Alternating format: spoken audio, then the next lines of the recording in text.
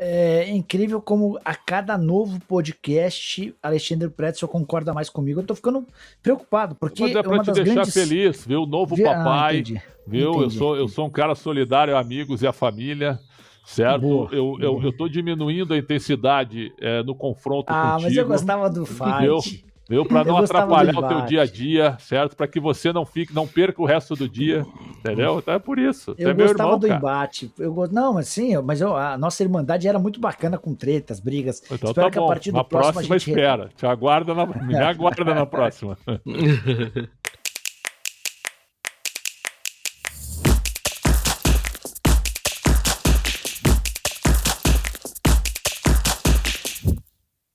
Olá, olá, boa tarde, bom dia, boa madrugada, boa noite, em qualquer ordem, em qualquer horário que você esteja ouvindo esse podcast. Tá começando mais uma edição do Segunda Bola, o podcast de esportes do Yahoo. Eu sou o Matheus Ribeiro, um dos editores, né, da nossa querida editoria de esportes. Tô aqui, como sempre, com Alexandre Pretzel. Tudo bom, meu querido? Tudo bem, Matheus? Sabe que eu tenho uma admiração gigantesca por Ih, você. começou. E aí eu queria saber que dia tu faz aniversário, por favor. Dia 11 de abril. 11 de abril. Pô, dia do aniversário da minha esposa também, cara. Que engraçado também. Opa! Opa. Então é o Que seguinte, legal. ó. Como eu dou presente pra ela, também vou te dar um presente, viu? Um Ah. relógio. Um relógio, Ih, né? Que viu, vai chegar na hora certa, eu acho. Né? Então já fica a combinação já para abril de 23, se Deus quiser. Sempre uma honra e uma satisfação estar aqui contigo. Eu saio, tento ajeitar alguma coisa para ele poder entrar e é com isso que eu sou recebido, né? Abro, dessa maneira, mas abro é outro bom, que é bom. link, Mas é bom, é não tem assim, problema né? não. Muito bom. É assim que as caras se mostram, né? A gente anota isso, tá? A gente fica de Matheus, olho. fica tranquilo, a gente responde para ele na próxima hora, durante esse podcast, que tenho certeza vai ser histórico. Um abraço para todos. Jorge Nicola, tudo bem com você? Graças a Deus, tudo em ordem. A gente vai falar do que hoje? Pô, tá Libertadores. bem informado, hein? Entrega a pauta pra ele, ô Matheus. Uma Eu não preciso. semana que não tem nada, hein, Matheus? Semana sem nada. Assim, ó. Eu tenho um conteúdo, eu vou dar uma de Alexandre Pretz. Eu tenho um conteúdo vivo na memória. A gente pode debater sobre o que vocês quiserem, estou preparado. Bom, o nosso assunto da semana, logicamente, final da Copa Libertadores da América. Bom, a gente sabe que o Palmeiras provavelmente pode ser campeão depois que a gente já gravou esse vídeo aqui, esse áudio, né? Que você está ouvindo, que você está vendo. Mas é importante a gente falar da final da Libertadores. Como sempre, a gente reserva aí um tempinho para poder conversar. E dessa vez nós temos neste sábado, no dia 29/10, 29 de outubro, às 17 horas, no horário de Brasília, 5 da tarde, também como conhecido, Flamengo e Atlético Paranaense. Flamengo de volta à final da Libertadores depois de um ano, né? Logo de novo de volta, depois de já ter jogado a final também em 2019. E o Atlético Paranaense de volta à final da Libertadores pela primeira vez desde 2005. Prates, o que você acha da campanha desses dois times da Libertadores? Algum dos dois te impressionou de verdade nesse período? Em relação a futebol, não muito, Matheus. Mas eu acho que o Flamengo sempre a gente espera mais, né? Talvez o Atlético tenha sido uma surpresa na reta final, inclusive eliminando o Palmeiras, né? Porque o Palmeiras era favorito em 2 partidas e o segundo jogo acabou sendo bem estranho, né? Primeiro o Atlético foi vencedor 1-0 e no segundo o Palmeiras tinha tudo para conseguir a classificação, mas acabou não conseguindo, né? Acabou indo para os pênaltis e o Palmeiras foi foi empate, né? Tava indo para os pênaltis, o Atlético conseguiu empatar 2-2 no tempo normal. É o gol do E aí Terence para empatar, né? Exatamente, eliminou o time do Palmeiras. Então, assim, ó, eu acho que o Atlético, vamos lá, um mês atrás, como eu falei na Copa do Brasil, que um mês atrás o Flamengo foi muito favorito contra o Corinthians, um mês depois os jogos não mostraram isso. E agora, Flamengo e Atlético Paranaense, um mês atrás, o Flamengo muito favorito sobre o Atlético e um mês depois. E aí? Eu acho que aumentou o favoritismo, porque o Atlético não tá jogando nada. Por incrível que pareça. Ah, mas abandonaram o Campeonato Brasileiro. Sim, se abandonaram é burrice. Porque você não desperdiça a oportunidade de testar o teu time contra bons adversários, né? Na disputa do Campeonato Brasileiro.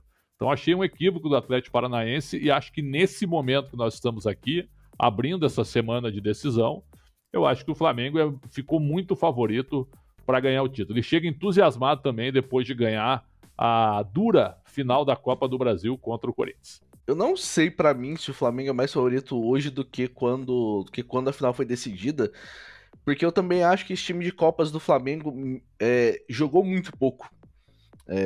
E jogou mal nos jogos que a gente viu. O Flamengo faz um bom início de primeiro tempo no jogo de volta, né, da Copa do Brasil, faz o gol cedo, só que eu acho que é um time que parece que tá numa marcha atrás, talvez, dos outros times do Flamengo que chegaram às finais recentemente. O segundo tempo contra o Corinthians é um time que, tipo assim, chegava atrasado na maioria de todas as bolas, recuou muito, né? O Felipe Luiz fala até depois, né? O Felipe Luiz fala, tipo, a gente tem que... a gente viu que a gente acabou recuando muito, mas aí, tipo assim, a gente tem que pensar em levar isso como um aprendizado para não fazer isso em jogos futuros, né? O que você acha, Nicola? Tem algum dos dois lados muito favorito? Não, o Flamengo é bem favorito. Eu vou ficar bastante surpreso se o Atlético se tornar campeão. Estádio com campo neutro, cara, que vergonha. A gente vai, imagino, em algum momento debater sobre o público, né? Que coisa deprimente. Os caras estão dando ingresso a mais. Você compra um e ganha e leva o segundo. Cara, depois disso, espero que nunca mais a gente tenha decisão em campo único, especialmente em locais como esse. Mas enfim, vamos nos até o jogo, a pauta programada pelo mediador desse tão lindo podcast, tão lindo e nobre. O Flamengo é bastante favorito. A fase do Atlético Paranaense é uma fase ruim, não é da noite pro dia, não é num clique que você volta a jogar bem. Esse é um negócio que vai acontecendo no decorrer do tempo. O Atlético acabou se perdendo no meio do caminho. Não que o Flamengo esteja voando também, o Flamengo passou com muito mais dificuldade pelo Corinthians do que eu imaginava. Mas eu imagino que, até por estar muito mais acostumado a esse tipo de decisão, a jogo único, decisão em 90 minutos, eu vejo o Flamengo como muito favorito. Se no sábado o Atlético Paranaense se tornar campeão, vai ser para mim a maior zebra do futebol brasileiro em 2022. Eu acho que a diferença técnica é grande, a diferença de investimento é gigante, a diferença de experiência é ainda maior. Então, tudo isso me leva a crer que o Flamengo será campeão. Realmente, tem essa questão, né? A diferença de investimento realmente é muito grande. Por mais que o Atlético tenha feito investimentos, né? O Atlético é a temporada que o Atlético mais gastou até hoje, na história. Só que é 30 milhões contra 7, né, Matheus? Você tem uma folha de 30 do Flamengo contra outra folha de 7 do Atlético Paranaense. A gente tá falando de 7, 14, 21, 28. 4 meses do Atlético não são suficientes para pagar um mês da folha do Flamengo. Cara, e quer queira, quer não, por mais que alguns investimentos, alguns reforços sejam equivocados, por exemplo, o Cebolinha hoje seria titular absoluto no Atlético Paranaense, não seria? O Marinho seria titular desse Atlético Paranaense, não seria? O Marinho talvez não, mas o Everton Cebolinha sim. Eu acho que vários desses caras que jogam no time reserva do Flamengo seriam titulares. E não é um demérito do Atlético, não. Eu acho que é ainda mais mérito. Você chegar a uma final de Libertadores com 7 milhões de reais de folha salarial é um baita trabalho. De um cara que muitas vezes erra na forma como se expressa, eu me refiro ao Mário Celso Petralha, mas que conseguiu transformar o Atlético Paranaense no grande clube modelo para times médios do futebol brasileiro. O Atlético Paranaense vem de 8 temporadas seguidas com superávit. O Atlético Paranaense, na virada do ano, tinha 152 milhões de reais investidos, aplicados. Isso é algo que não existe no futebol brasileiro. Então existe muito mérito por trás disso, mas é pesada a decisão pro Atlético. Mas como é futebol, enfim, vamos ver, né? Um jogo só, né? Um jogo só, as coisas podem se equilibrar. Sendo uma escapada, uma bola... O Flamengo perdeu pro Palmeiras num jogo só, num erro do seu jogador, né? Isso aí tem que ser dito também. Mas a diferença é menor entre Flamengo e Palmeiras do que Flamengo e Atlético, né? Evidente que sim, mas quem fez o gol foi um cara inesperado, né? Davidson. Só para repassar um pouquinho rapidinho aqui a trajetória desses dois times na Copa Libertadores, o Flamengo estava no grupo H, com Tajeres da Argentina, o Universidade Católica do Chile e o Sporting Cristal do Peru. Venceu o Sporting Cristal fora por 2-0. Depois 3-1 no Tajeres em casa, 3-2 na Universidade Católica fora de casa, 2-2 com o Tajeres na Argentina, 3-0 contra a Universidade Católica em casa e fecha com 2-1 com o Sporting Cristal em casa. Já o Atlético Paranaense no grupo B, com o Libertad do Paraguai, The Strongest da Bolívia e o Caracas da Venezuela. Empata com o Caracas 0-0 fora de casa para começar a campanha. 1-0 no Strongest em casa. Perde de 1-0 do Libertad no Paraguai. Perde de 5-0 do The Strongest, né? Tem esse grande. Aí caiu o Fábio Carilli. Caiu o Carilli. O 2-0 contra o Libertad em casa e fecha contra o Caracas 5-1. Nas oitavas de final, o Flamengo enfrenta o Tolima, faz 1-0 lá na Colômbia e 7-1 no Maracanã. O Atlético Paranaense enfrenta o Libertad de novo, 2-1 em casa e 1-1 no Paraguai. Nas quartas de final, o Flamengo ganha do Corinthians fora de casa 2-0 e ganha em casa 1-0. O Atlético Paranaense empata 0-0 com o Estudiantes em casa e ganha de 1-0 naquele gol no último minuto do Vitor Roque, né, lá na Argentina. E aí nas semifinais, o Flamengo faz 4-0 no Vélez fora e 2-1 em casa. O Atlético Paranaense faz 1-0 no Palmeiras em casa e 2-2 no jogo de volta no Allianz Parque. Eu acho que esse jogo contra o Vélez fora de casa deu uma impressão muito, muito grande no torcedor. O torcedor, eu acho que tipo, talvez pra gente também, de que o Flamengo tava muito acima do que deveria estar, né? Do que deveria estar, não, né? Muito acima do que a gente esperava em alguns momentos da temporada, porque cai Paulo Souza, chega Dorival, meio que se ajeita. Mas se a gente for pensar, o Vélez é 26º no Campeonato Argentino. O Vélez vem de uma temporada horrenda. O time que o Vélez coloca pra jogar contra o Flamengo é horrível. Se o Flamengo tivesse colocado 7 ou 8 naquele jogo, na Argentina, não seria estranho. É complicado que a gente ainda tem uma... A gente fala assim, não, o Flamengo enfrentou o Vélez, o Corinthians enfrentou o Boca. E aí, tio, vamos falar, 2022. Os times argentinos são muito inferiores ao Brasil. Muito inferiores. Sim. Capacidade de investimento, capacidade de captação de jogadores. E a gente ainda pensa que, não, só porque ganhou. Talvez o melhor argentino da Libertadores que eu acho ter jogado foi realmente o que o Atlético eliminou, com o Estudiantes. É bem por aí mesmo, porque eu acho que a questão econômica ela deixou o Brasil muito poderoso, né? Ainda que a nossa economia não seja uma maravilha, mas na América do Sul ela é a maior. Então, na questão de futebolística não dá nem para comparar, né?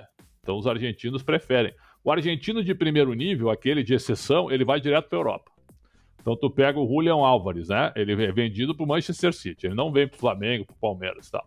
Agora, os argentinos de segundo escalão, ou até terceiro ou quarto, como é o caso do Carabarral, que veio para o Santos, esses caras, eles vêm para cá, né? E aí eles vêm ganhando mais. E lá o salário não é muito alto, não, né? O salário realmente lá é baixo. O que os clubes tentam se defender são nas multas rescisórias das suas revelações. O Vélez tem um jogador muito bom, que é o Perrone. Esse jogador, se eu fosse um time brasileiro, eu daria uma estudada para contratá-lo. Mas provavelmente não deve ser barato, porque aí os clubes se defendem nisso. Agora, eu não sei se o goleiro Rossi, que está de saída do Boca, parece que ele ganha 20 mil reais. Isso aí dá o quê? Dá 4 mil dólares mensais, né? É isso aí mesmo. Goleiro do Boca, que deve sair de graça, inclusive. Certo? Então, já foi até da seleção argentina. Então, assim, ó, a diferença é abissal, né? Abissal. Mas tem que jogar, tem que botar dentro de campo.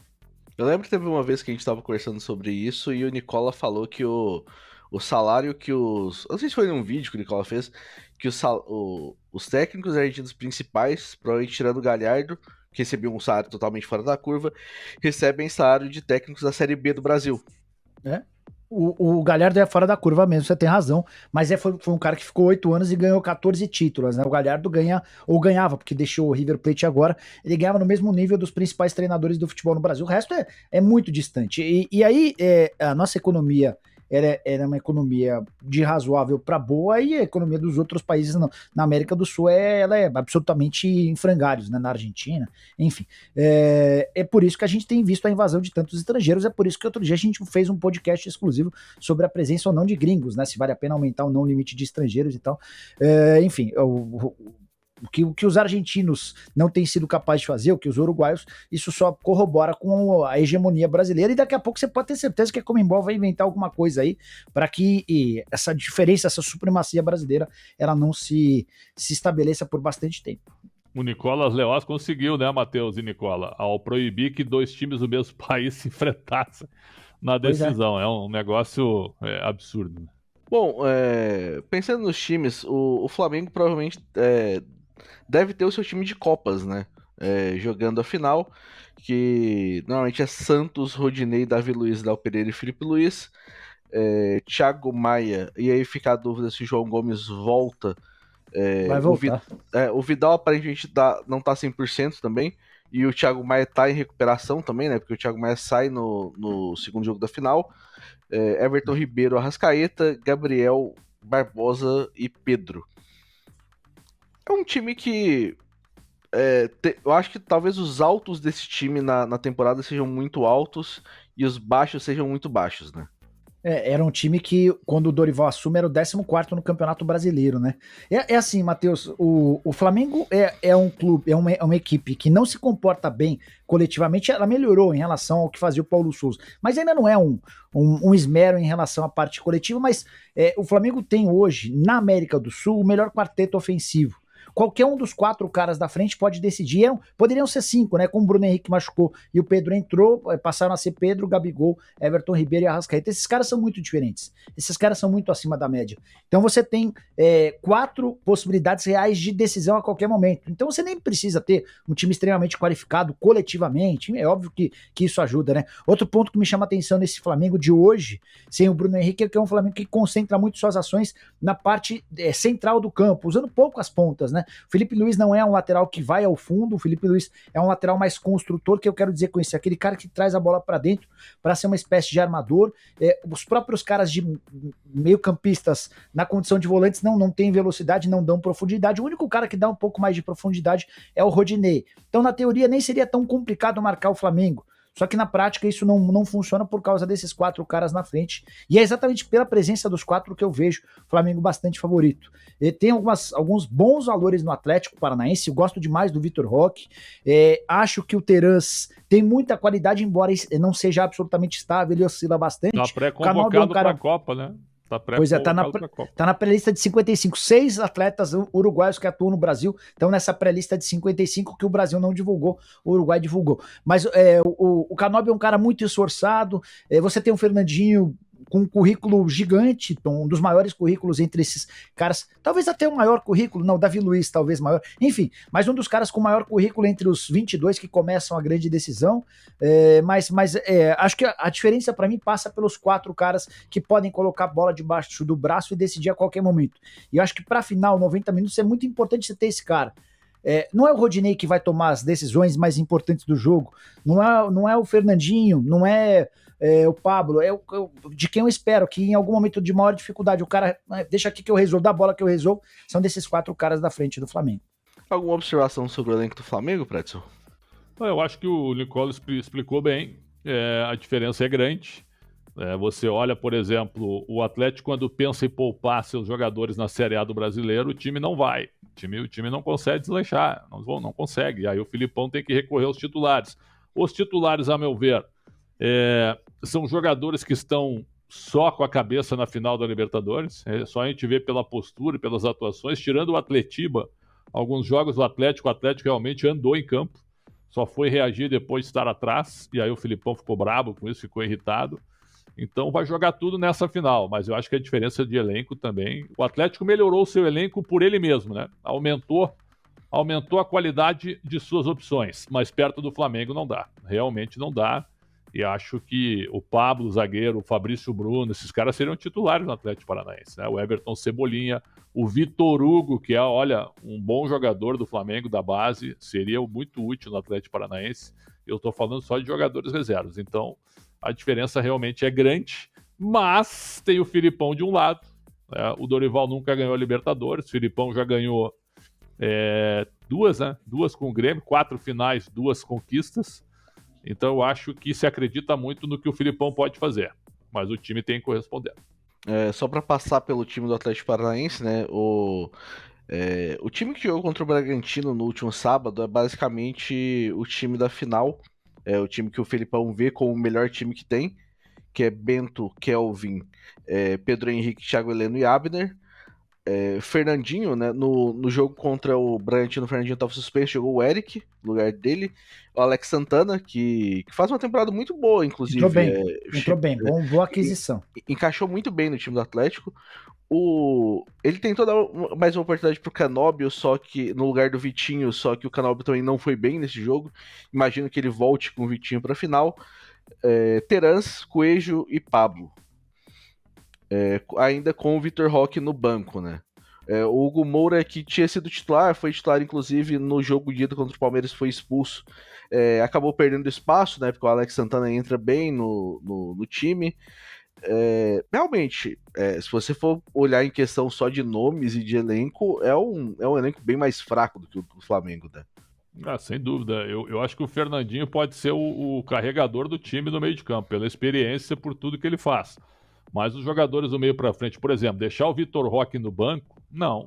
Começa com ele. Mas é menino, começa com ele, bota para jogar, põe ele em cima do Felipe Luiz, tenta alguma coisa diferente, né? Bota para jogar. Acho que o Filipão é muito conservador nessas horas, né? Ele gosta de usar muito jogadores experientes, mas o Abner é um jogador jovem. É um pouquinho mais velho que o Vitor Roque. Então, acho que não tem essa, viu, Matheus? Eu botaria para jogar o menino e iria para cima do Flamengo também. Porque se ficar muito atrás, você vai ser encurralado, você vai ser empurrado. Foi o que o Corinthians fez contra o Flamengo no início no Maracanã. Ficou todo atrás. O Flamengo acampou na frente da área e uma hora vaza. A qualidade é grande. A bola fica passando ali na frente da área toda hora. Toque para lá, toque para cá, uma hora vaza. Uma hora aparece alguém para deixar o centroavante na cara do gol, que foi o Everton Ribeiro com o Pedro. Então, acho que o Atlético não pode ficar todo atrás. O Atlético, para mim, teria que jogar, tentando jogar no campo do Flamengo. Curiosamente, o Corinthians tenta. Vem com uma linha de 5, né, no segundo jogo da final para poder, tipo, tentar ocupar um pouquinho mais espaço e tudo mais.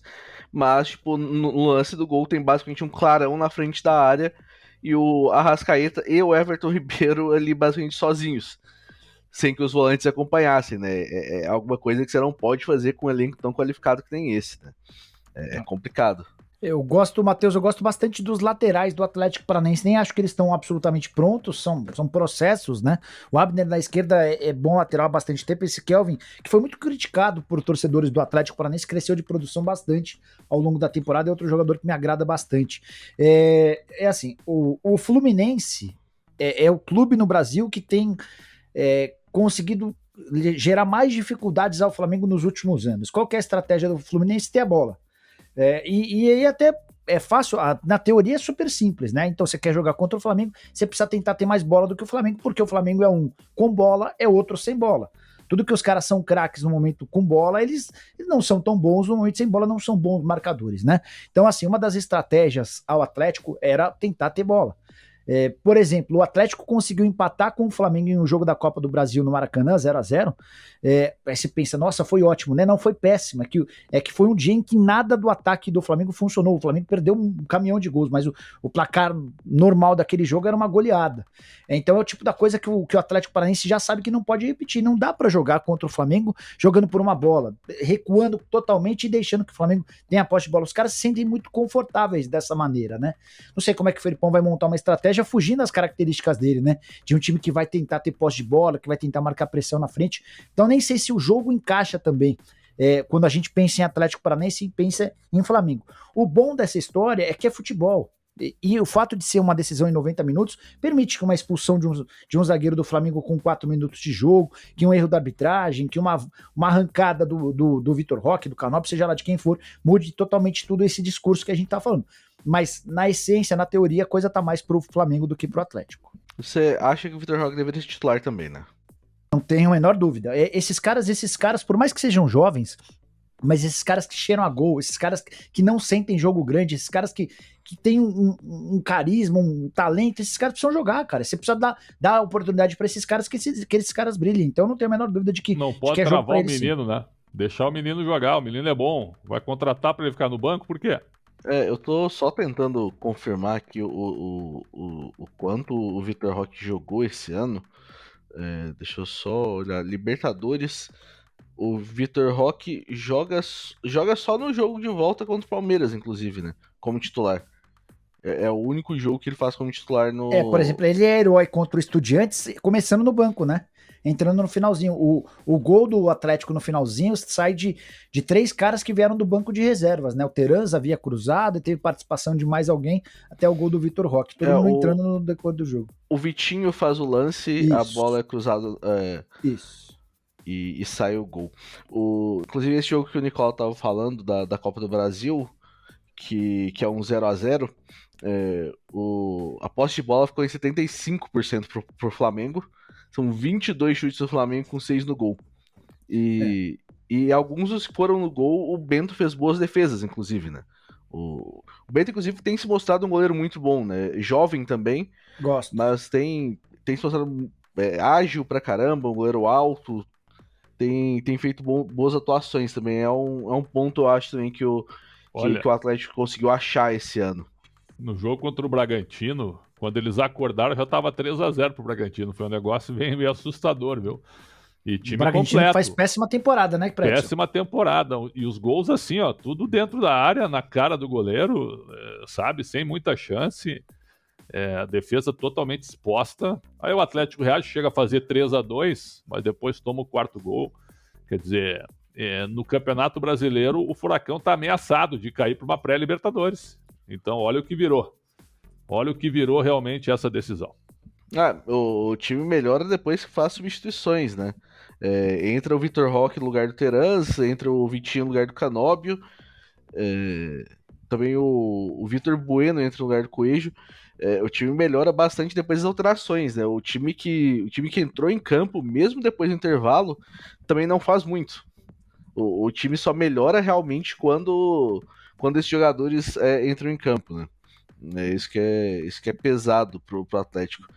Tem que entrar um pouquinho mais aceso também, né? Tipo, se for entrar numa decisão não estando aceso, é complicado. Mas é outro jogo também, né? Eu tenho certeza que para um jogo como esse. Eu acho que aconteceu com o Flamengo e aconteceu com o Atlético. O Flamengo chegou a dar esperança pro torcedor que brigaria também pelo título do Campeonato Brasileiro. Só que conforme o Flamengo foi avançando nas Copas, o rendimento do time principal no Campeonato Brasileiro deixou de ser um bom rendimento, né? Porque é muito difícil, né? Imagina, vamos nos colocar na pele dos caras do Atlético e do Flamengo.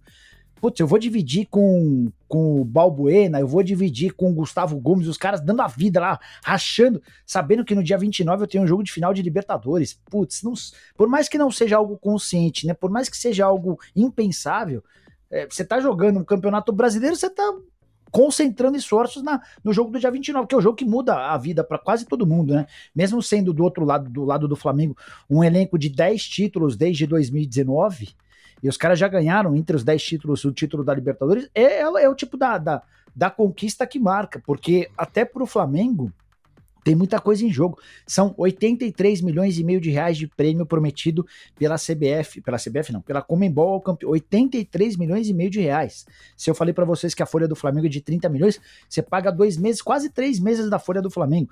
Você tem a classificação para o Mundial de Clubes, que é para o jogador brasileiro a única chance real de ter alguns minutos de visibilidade no futebol europeu. Recebe uma premiação boa por participar. Além de uma possibilidade de ganhar. Mas aí pensando até no jogador, né, Bretzel? É a chance do Arrascaeta, do Pedro, do Gabigol mostrarem, em caso de jogo de igual para igual, como fez o Flamengo contra o Liverpool, de que esses caras, mesmo estando numa atmosfera, num campeonato muito menos glamorizado na comparação com os europeus, que esses caras têm valor, entendeu? Então, assim, tem muita coisa em jogo, e são 90 minutos que mudam a vida desses caras. Até por isso, a queda de rendimento no Brasil, eu não tenho a menor dúvida que se o Atlético Paranaense tivesse sido eliminado da Libertadores na semifinal, o desempenho do time no brasileiro seria melhor, né? Mas não tem como descolar, não tem como desassociar um jogo do dia 29, que é super importante. Eu acho que é importante, eu sei que o nosso podcast, quando ele entrar no ar, pode ter passado esses 2 jogos, mas não tem como a gente não lembrar dos 2 jogos antes da decisão pela Série A do Brasileiro. O Flamengo recebe o Santos e o Dorival admite colocar pelo menos 5 titulares. Tem muita gente reclamando aí do lado do Flamengo na torcida, né? Achando que não tá correto. Enquanto que o Filipão, pelo que eu vi, vai botar o reserva do reserva contra o Palmeiras. Então, olha só o pensamento diferente aí de um treinador para o outro. É claro que nesse momento nós estamos aqui conversando, não tem como não falar desses 2 jogos, mas eu estou bem curioso para ver as 2 escalações.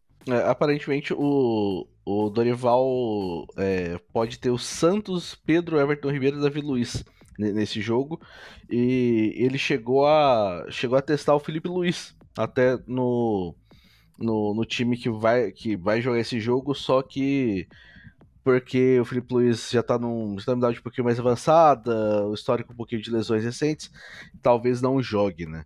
Entre o Ayrton e o Lucas, né? Pra poder jogar aí.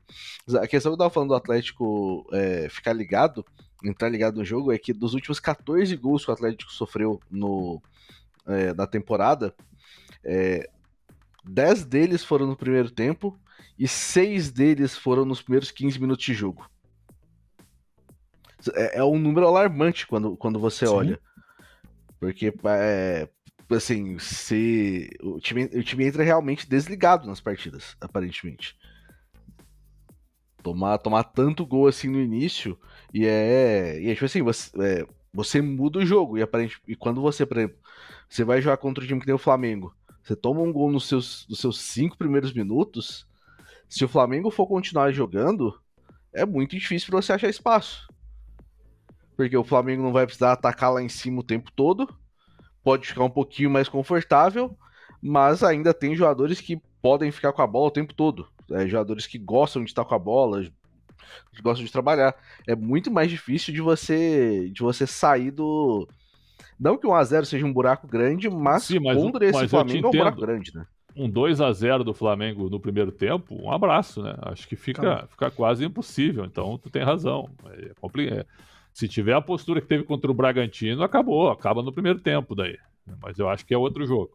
A gente espera que seja outro jogo também, né? A gente espera que entre ligado para que seja um bom entretenimento pra gente também, né? Quem é que apita, hein? Desculpa aí que eu não me lembro agora. Tanta informação, tanta coisa.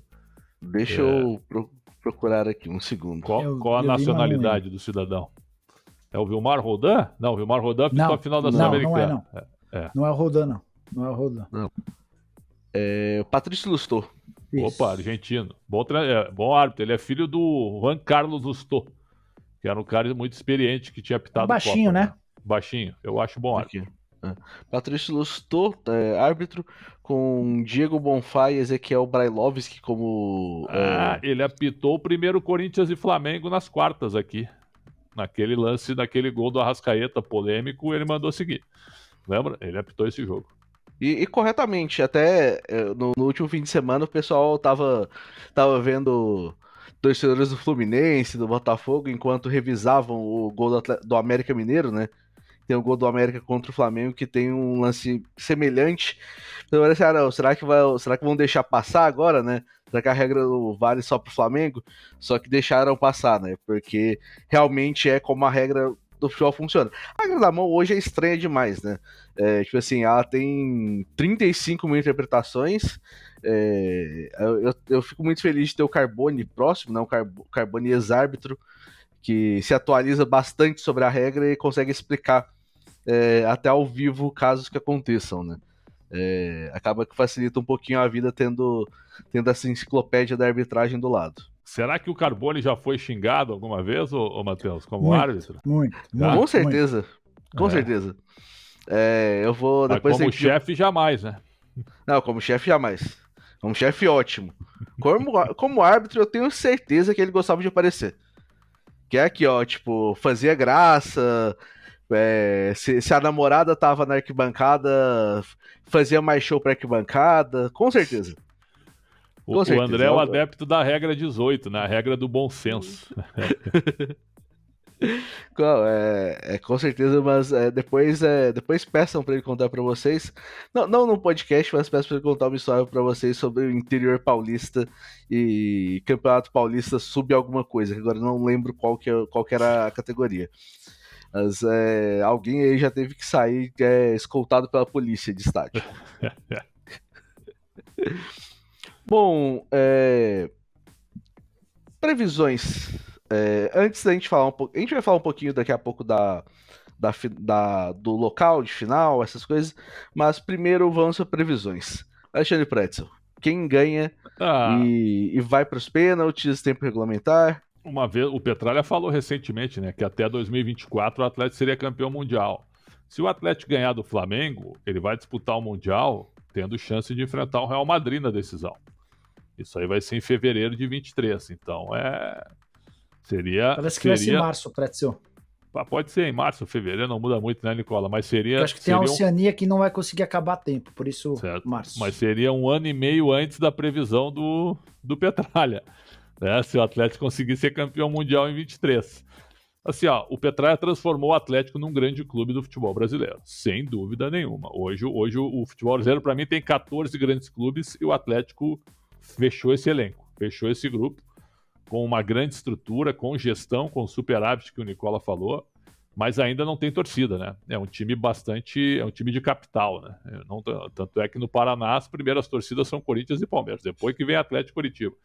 Então eu acho que o Atlético precisa se abrir, né? E isso realmente não é fácil para um clube que está no Paraná. O próprio Petralha já falou sobre isso, mas seria muito legal ver o Atlético campeão da Libertadores, quebrando um pouco esse círculo aí das grandes potências. Mas seria legal, mas eu acho que o Flamengo ganha o jogo, 1-0.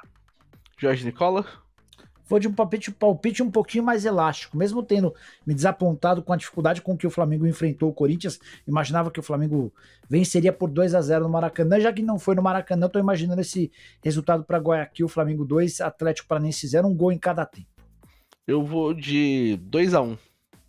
Eu acho da Flamengo também. Um pouquinho mais difícil do que a gente imagina, porque esse time do Flamengo realmente é muito talento, mas como time não funciona tanto, infelizmente. Não. Porque é chato, porque a gente sempre gosta de ver times que têm tanto talento assim joguem como se tenham tanto talento assim, né? Que não seja só no nome o talento, né? E que não sejam também só aqueles momentos aqui ali, né? Como, por exemplo, o gol do Pedro no jogo de volta da final da Copa do Brasil, né? Que é um lance de gênio do Everton Ribeiro, né? Um passe muito rápido. Eles sabem, né, Matheus, que eles são melhores que os outros e de vez em quando dá a impressão de que eles largam o jogo, né? Que eles sabem que eles são melhores e assim eles meio que colocam a mão na cintura e tal. Mas na realidade eu acho que o Flamengo tem uma questão física a ser discutida, né? O time cansa bastante no segundo tempo. E talvez pela média de idade, mas também talvez por uma falta de um preparo melhor. Bom, agora que a gente já falou da final em si, a final dentro de campo, a gente vai falar um pouquinho da final fora de campo, né?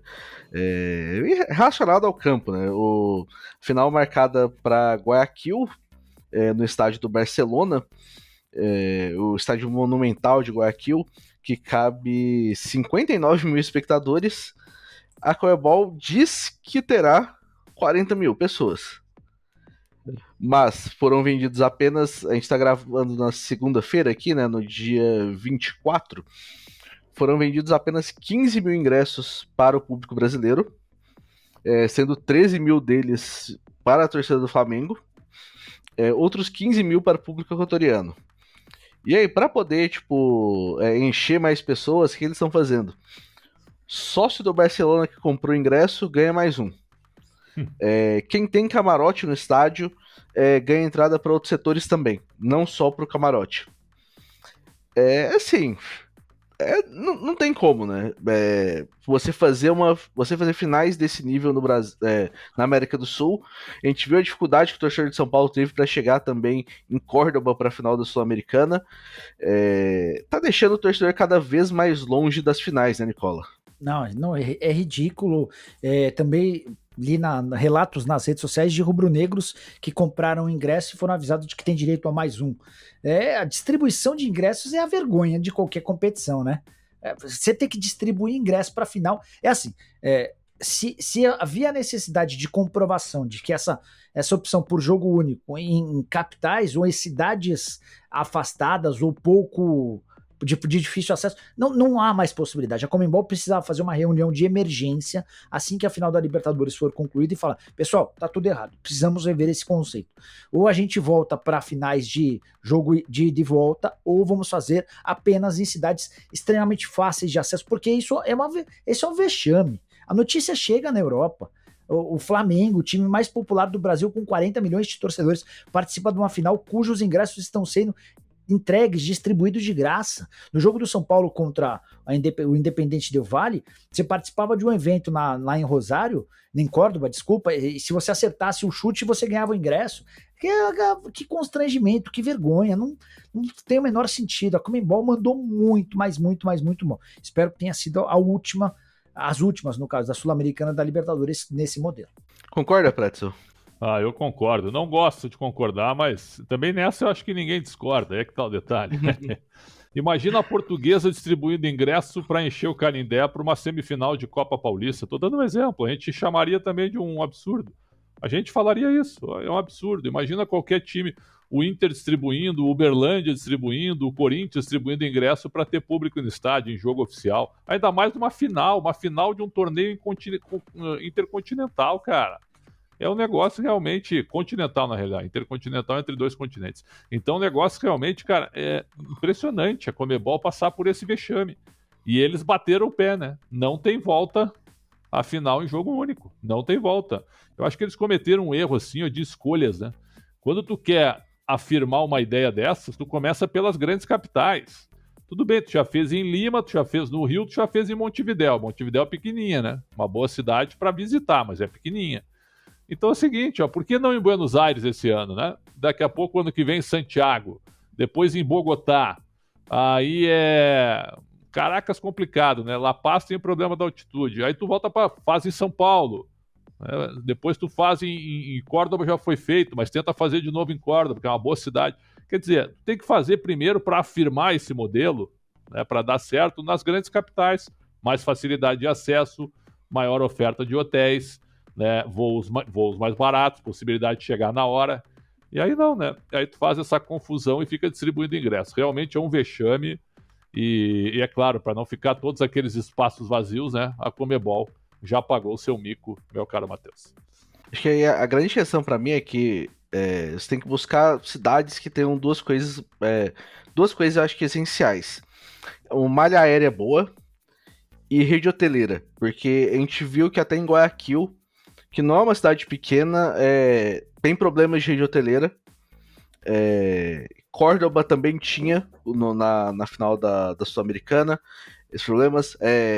Alguns torcedores de São Paulo foram para Buenos Aires, depois foram para Córdoba de carro, de ônibus, que é uma viagem de 8 horas, pelo menos. Sim.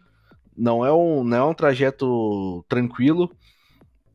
E assim, hoje, por mais que a gente tenha uma distância aí, talvez de 1 mês e meio, né, entre a semifinal e a final, é complicado de você fazer uma logística de um torcedor, porque quando o Flamengo faz 2-0 no Vélez, na Argentina, o preço das passagens aéreas para Rio e Guayaquil já aumentaram. As companhias aéreas já sabem e já botam o valor lá em cima. Então, tipo assim, a Conmebol precisava trabalhar de alguma forma com companhias aéreas, com redes hoteleiras. Se eles realmente querem afirmar esse formato de final em jogo único, precisam trabalhar com essas companhias para que facilite a vida do torcedor. Porque, você vai colocar, 30 mil pessoas. Por exemplo, a gente sempre falava quando São Paulo botava, 30 mil no Morumbi.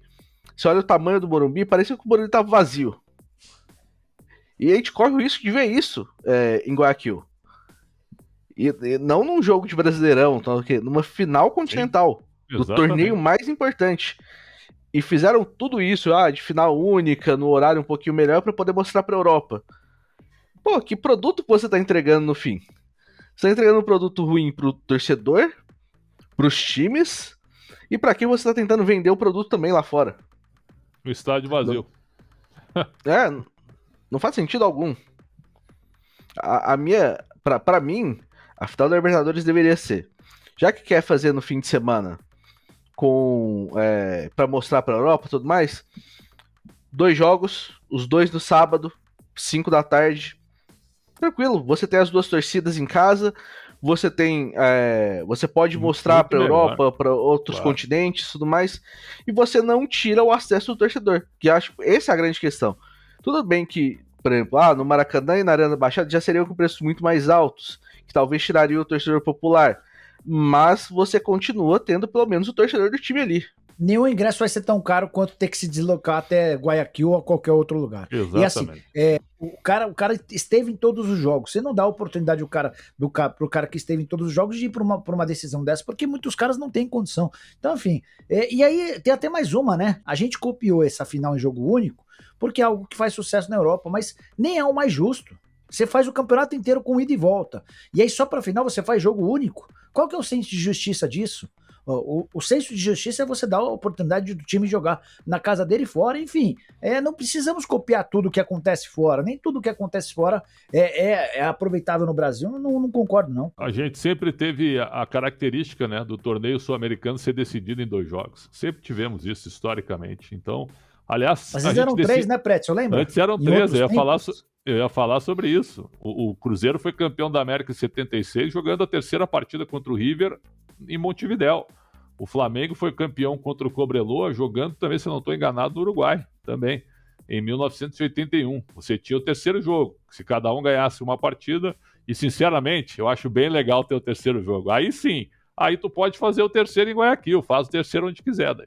O Flamengo ganhou do Cobreloa em Montevidéu mesmo, no Uruguai. Assim... a gente tenta copiar um formato de um continente que é muito menor que o nosso. Tá, vamos excluir a Rússia, porque, tipo assim, a UEFA já nunca tentava mandar coisas pra lá e agora também nunca vai demorar a mandar de novo, né? Mas a gente tá falando de um continente que tem dimensões bem menores, que é muito mais fácil de viajar, porque você tem uma infraestrutura muito melhor, você pode viajar de avião, de trem, de carro. Aqui, por exemplo, para você chegar em Guayaquil, que convenhamos que assim, vou falar que nem é, entre aspas, nem é tão longe assim, é impossível chegar. É complicado, você tem só... Se você for tentar, tipo, fazer um Guayaquil de carro, meu amigo, não dá, não tem como. Eu vi alguns amigos meus são paulinos queriam ir para Córdoba de carro sem chance. Impossível também. É complicado, a não ser que você desprenda, vira pro seu trabalho e vira assim, vou faltar 3 dias para poder, tipo, fazer essa jornada de carro. E não é todo mundo que pode fazer isso aqui, né? Não, tem toda a razão, toda a razão. Eu já fui a Guayaquil, tá? Eu fui com voo fretado com a delegação do Inter, que ele foi enfrentar o Emelec. Aí, obviamente, a Rádio Bandeirantes pagou para eu ir e voltar em voo fretado para aproveitar a facilidade, tanto na chegada quanto na volta. E assim, Guayaquil é uma cidade, com todo respeito, já desrespeitando, uma cidade bem fraca, bem comum, e uma das mais... Acho que é a segunda do Equador. Então, não tem muita coisa que fazer, sabe? É isso, não dá para sediar uma grande final assim. Não tem como. Agora que ainda é uma cidade relativamente grande, se for pensar, são 2.700.000 habitantes. Não é uma cidade extremamente pequena, mas é uma cidade com uma rede hoteleira muito pequena. Não existem cidades relativamente grandes em volta também. Esse é o grande problema. Você pode pensar, por exemplo, você vai para alguma cidade aqui do Brasil, por exemplo, São Paulo. Vamos falar, a rede hoteleira é muito maior, mas, por exemplo, você tem, você pode se hospedar em São Bernardo do Campo, você pode se hospedar em Santo André, Guarulhos, e fazer o caminho até um dos estádios, né? Mas quando você vai para uma cidade que nem Guayaquil, você não tem nenhuma opção próxima. Se você for pensar, ter que fazer Guayaquil-Quito no mesmo dia, se eu não me engano, são 8 horas de carro também, ou é mais. Deixa eu ver aqui, deixa eu só confirmar. Não, são 7 horas. 7 horas de carro. Aí não dá. Como que o torcedor faz isso e volta para dormir em Quito, por exemplo? Não tem como. Sem chance. A gente precisava pensar um pouquinho melhor isso aí. Eu realmente acho que o melhor modelo possível seria os 2 jogos no fim de semana, que você tem um horário até um pouquinho mais atrativo para o torcedor também. Que o nosso horário de 9h30 ainda é um horário um pouquinho melhor do que o horário das 9h45 ou das 10, mas ainda é um horário ruim para o torcedor também, né? Mas, realmente, para mim, essa final em 2 jogos no sábado seria muito melhor. Alguma consideração final, Alexandre Pretzel? Não, apenas para dizer que eu espero um grande jogo. Tomara que seja, porque com todas essas alternativas ruins escolhidas pela Conmebol, que pelo menos dentro de campo a gente tem um jogo bom, né? Porque na Sul-Americana a final foi em Córdoba, o estádio estava vazio. Mesmo que a cidade seja bem legal, já fui lá. Mas o jogo foi fraco também, o jogo só teve um time jogando. Então tomara que Flamengo e Atlético tenhamos um jogo disputado, um jogo parelho, bem jogado. Porque se o Flamengo abrir 2-0 no primeiro tempo, um abraço. O segundo tempo vai ser protocolar. Jorge Nicola, considerações finais. É incrível como a cada novo podcast, Alexandre Pretzel concorda mais comigo. Eu tô ficando preocupado, porque Mas é pra te deixar feliz, ver o novo papai, entendi. viu? Entendi. Eu sou um cara solidário, amigos e a família, certo? Boa, Eu tô diminuindo a intensidade no confronto contigo. Mas eu gostava do fight. Viu? Para não atrapalhar o teu dia a dia, certo? Para que você não perca o resto do dia, entendeu? Então é por isso. Eu gostava meu irmão, do cara. Embate. Não, mas a nossa irmandade era muito bacana com tretas, brigas. Então espero tá que bom. a partir do na próximo próxima a gente... espera. Me aguarda na próxima. Eu já vou falar pro Carbone que o próximo podcast sou eu de novo, porque eu quero ver esse embate. Boa. Muito bom.